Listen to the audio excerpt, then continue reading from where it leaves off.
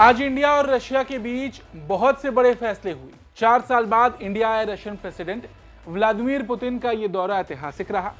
दोनों देशों ने मिलकर कई समझौतों पर हस्ताक्षर किए। दिल्ली में प्रधानमंत्री मोदी और रूसी राष्ट्रपति पुतिन ने जॉइंट प्रेस कॉन्फ्रेंस में भारत रूस के बीच हुए कई समझौतों का आदान प्रदान किया। ये समझौते दोनों देशों के आपसी सहयोग को और मजबूत बनाने की दिशा में एक बड़ा कदम माने जा रहे हैं। आज विस्तार से हम भी दोनों देशों के बीच हुए समझौतों की बात करेंगे, जानेंगे कि किस क्षेत्र में एग्रीमेंट्स हुए हैं, इससे दोनों देशों को आगे चलकर कितना फायदा होगा।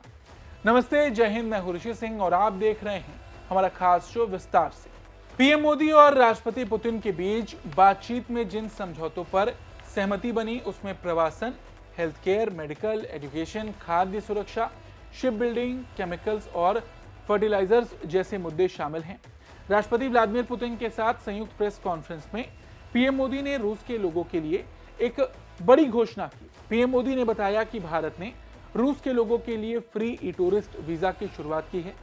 ये वीजा 30 दिनों के लिए वैध होगा। दोनों देशों के बीच जिन समझौतों का आदान प्रदान हुआ उनमें शामिल हैं सहयोग और प्रवासन पर समझौता यानी कि agreement on cooperation and migration, अस्थायी श्रम गतिविधियों पर समझौता यानी कि टेम्परेरी लेबर एक्टिविटीज, स्वास्थ्य सेवा और मेडिकल शिक्षा पर समझौता, agreement on health care, medical education, खाद्य सुरक्षा और मानकों पर समझौता, agreement on food safety and standards, ध्रुवीय जहाजों पर समझौते यानी कि एग्रीमेंट ऑन पोलर शिप्स, समुद्री सहयोग पर समझौते यानी कि agreements on maritime cooperation, fertilisers पर समझौता यानी कि एग्रीमेंट ऑन फर्टिलाइजर।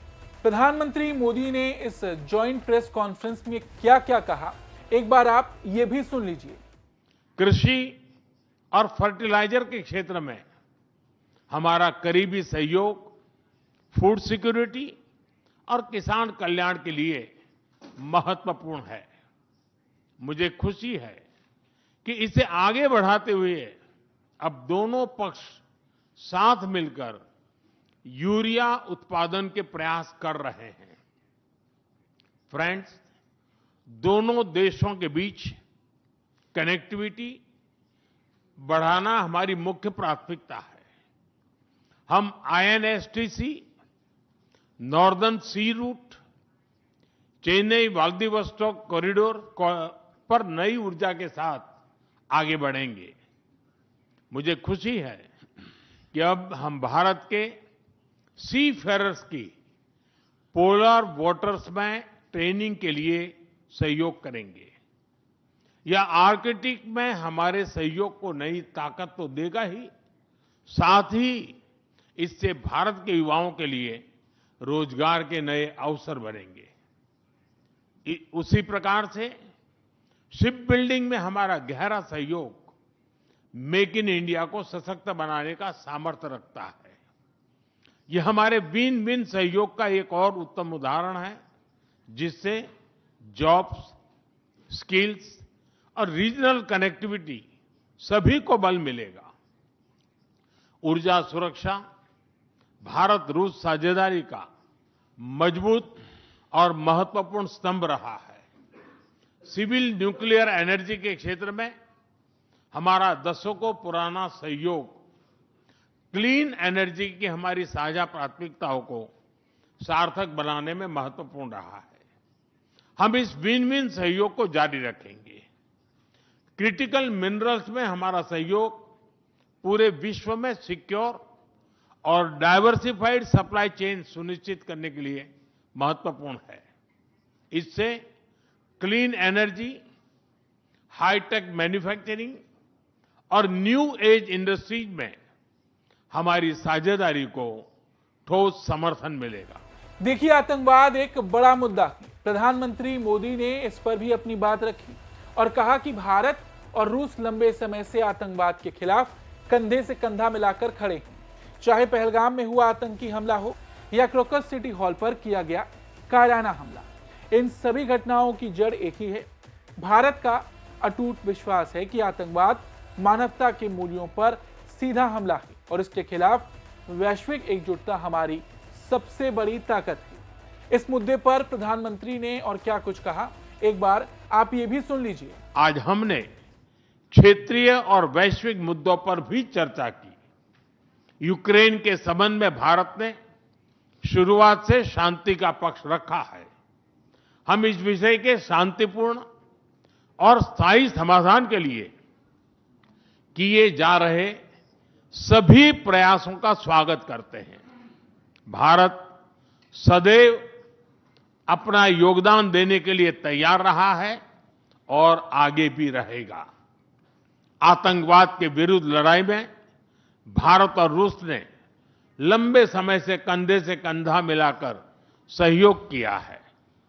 पहलगाम में हुआ आतंकी हमला हो या क्रोकस सिटी हॉल पर किया गया कायरतापूर्ण आघात, इन सभी घटनाओं की जड़ एक ही है। भारत का अटल विश्वास है कि आतंकवाद मानवता के मूल्यों पर सीधा प्रहार है और इसके विरुद्ध वैश्विक एकता ही हमारी सबसे बड़ी ताकत है।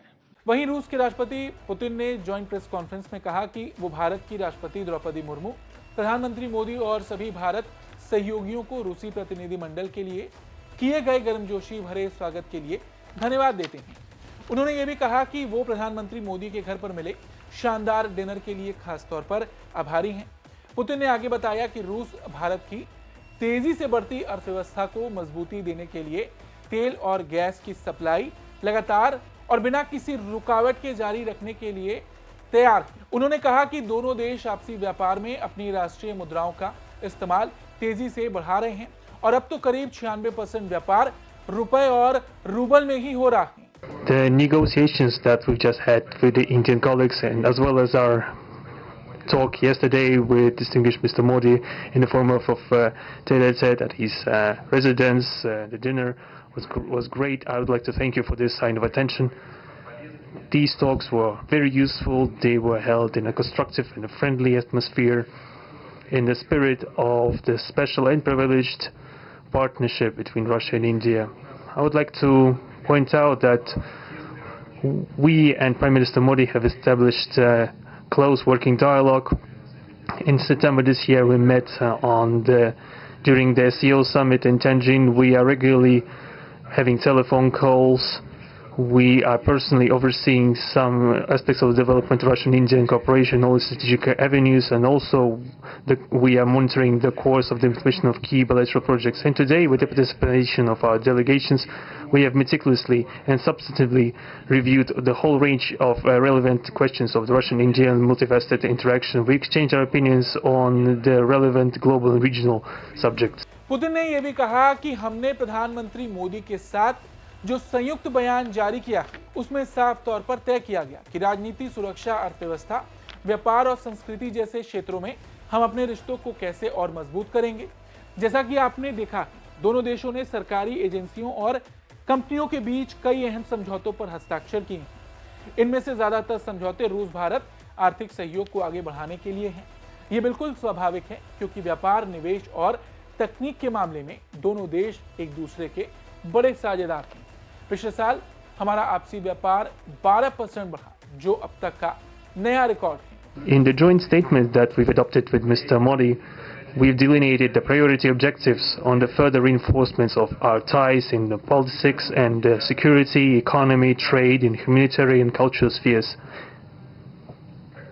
As you saw for yourself, we have signed an impressive package of intergovernmental, interagency, and corporate agreements. Many of those agreements are intended to broaden the economic cooperation between Russia and India. And this is entirely natural due to the fact that our countries are important partners of one another in trade, investment, and technologies. Last year, our bilateral trade turnover has grown by 12%, setting another record. According to different data, this number may look different, but it is generally around $64 billion. Currently, we are forecasting that the results of this year will remain at the same impressive level. At the same time, as I perceive it, we are up to the task of getting this number to the level of $100 billion. And to reach this important goal, we have harmonized the program of development of Russian-Indian economic cooperation until 2030. This comprehensive document gives us concrete set of objectives.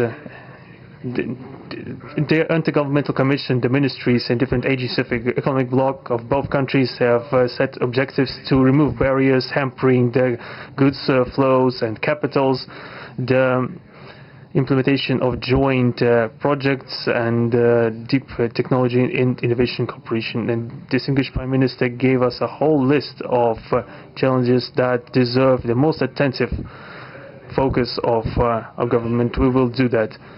The growth of Russian-Indian commercial links would be helped by the creation of a free trade zone between India and the Eurasian Economic Union.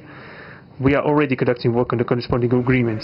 अच्छा, आपको बता दें, भारत रूस के बीच कामगारों की आवाजाही को लेकर समझौता विदेश जाकर काम करने की चाह रखने वाले वर्कर्स के लिए खुशखबरी। इस समझौते के तहत भारत के कामगार व्यवस्थित तरीके से रूस आ जा सकेंगे और एक बेहतर सैलरी पर काम कर सकेंगे। कनाडा, ब्रिटेन, यूरोपीय देशों में सख्त होते प्रवासन नियमों के बीच यह समझौता राहत देने वाला है और यह समझौता ऐसे वक्त में हुआ जब अमेरिका का भारत और रूस पर बहुत ज्यादा दबाव था। ये समझौते उसके लिए बड़ा झटका है। चीन जैसे देश जो लगातार भारत के विकास में अड़ंगा लगाते रहते हैं, उनके लिए भी एक बड़ा झटका है। इस खबर को आप कैसे देखते हैं, अपनी राय जरूर दें। कमेंट बॉक्स में लिखकर जरूर बताएं कि भारत और रूस के बीच जो समझौते हुए उस पर आपका क्या कुछ सोचना है। धन्यवाद।